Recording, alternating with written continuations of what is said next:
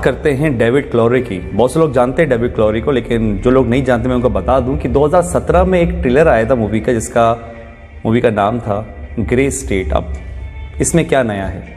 नया ये था कि जब ये मूवी रिलीज़ होने वाली थी उसके कुछ टाइम पहले ही डेविड क्लोरी को उसकी वाइफ और उसके बच्चे के साथ गोली मार दी गई। रीज़न रहा होगा कि एक डायरेक्टर को उसकी बेटी और वाइफ के साथ मार दिया जाता है मूवी के रिलीज़ होने से पहले, और वो मूवी नहीं बनती है। ऐसा क्या दिखाना चाहते थे डेविड उस मूवी के अंदर जो 2017 में आनी थी? लेकिन उसका ट्रेलर ज़रूर आया था और उस ट्रेलर के अंदर ऐसा कुछ दिखाया ज़रूर था जिसमें बताया गया था कि आने वाले टाइम के अंदर लोग एक दूसरे के पास जाने से थोड़ा डरेंगे, यानी कि सोशल डिस्टेंसिंग मेंटेन करेंगे।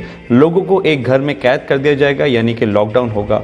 ट्रांसपोर्ट सारी चीज़ें बंद कर दी जाएंगी और कैश बिल्कुल नहीं हो रहा। उनके बॉडी में एक चिप इंसर्ट की जाएगी, जो जितने भी ट्रांजैक्शंस होंगे वो सब उस चिप से होंगे। ये तो सिर्फ एक ट्रेलर था जिसमें बताया गया था। बताना तो कुछ और चाहते थे, लेकिन उससे पहले ये मूवी और वो दोनों ही ख़त्म हो गए। 2017 में ही बिल गेट्स ने बोला था कि एक महामारी आने वाली है जिसके लिए हमें तैयार रहना चाहिए।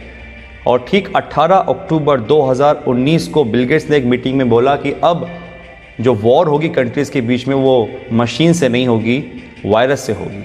और अभी आप जानते हैं बिल गेट्स को लेके क्या कंट्रोवर्सी चल रही है। आपको लग रहा होगा कि दो वीडियो का आपस में क्या कनेक्शन है। कुछ लोग समझ रहे होंगे, कुछ लोगों को समझ में नहीं आ रहा होगा। तो यहाँ पर एक यू टर्न आता है और मैं आपको ले जाता हूँ 1980 में।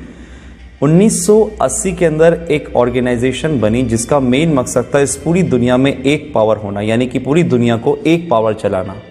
और उस पावर को उन्होंने नाम दिया था न्यू वर्ल्ड ऑर्डर। ऑर्गेनाइजेशन में ज़्यादा लोग नहीं थे, कोई सीक्रेट 100-150 लोग होंगे। और एक बहुत डरावने वाली बात इस ऑर्गेनाइजेशन की ये थी कि वो इस दुनिया की टोटल आबादी को 50 करोड़ में लाना चाह रहे थे, 50 करोड़ में। उनके टारगेट में थे वो देश जिसमें सबसे ज़्यादा पॉपुलेशन है, जिसमें हमारा इंडिया भी होता है। सब के लिए उन्होंने एक प्लान बनाया जिसका नाम था MMP, mind control, money control, population control. Control यानी कि आदमी खुद से कुछ ना सोचे, जो वो चाहें वो आप सोचो, माइंड कंट्रोल। और ये किसके थ्रू होता? मास मीडिया के थ्रू। जो मीडिया में दिखाया जाएगा वो आदमी सोचेगा। और एक कल्चर ऑफ फेयर, यानी कि एक डर का माहौल बनाना, क्योंकि डर एक ऐसी चीज़ है जो अगर दिमाग में बिठा दी जाए किसी की तो इतनी आसानी से निकलती नहीं है। और वो ऐसा हुआ है। आज बहुत से लोगों का माइंड कंट्रोल करती है मीडिया, जो वो बोलती है वो आप मानते हो। और कल्चर ऑफ फेयर, डर का माहौल, ये तो आपने देख ही रहा है जो आजकल चल रहा है। कंट्रोल यानी कि आदमी जितना हो सकता है लेस कैश, कैशलेस, या जितना हो सकता है टोटली डिजिटल। और वो आपके सामने ही है।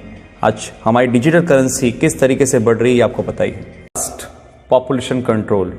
और वो कैसे होगी? जिस देश की आबादी बहुत ज़्यादा, जहाँ पे बहुत सारे लोग हैं, क्योंकि एक देश की ताकत उसके लोग ही होते हैं, वहाँ की पॉपुलेशन नहीं होती है। तो उस पॉपुलेशन को कम करना। और आप कम करने का मतलब आई थिंक तो समझ चुके होंगे कि मैं क्या बोलना चाह रहा हूँ। इतनी बड़ी ऑर्गेनाइजेशन चला रहा है, कौन ये सब कर रहा है, ये सब आपको आने वाले टाइम में अंदर पता चल जाएगा। क्योंकि आने वाले टाइम में सिर्फ दो लोग रहेंगे, एक वो जो काम करेंगे, एक वो जो काम करवाएंगे। अगर मैं इसको स्ट्रेट फॉरवर्ड बोलूं तो राजा और गुलाम। एक वो लोग जो इस दुनिया पे राज करेंगे और एक वो लोग जो उन राज करने वालों की गुलामी करेंगे।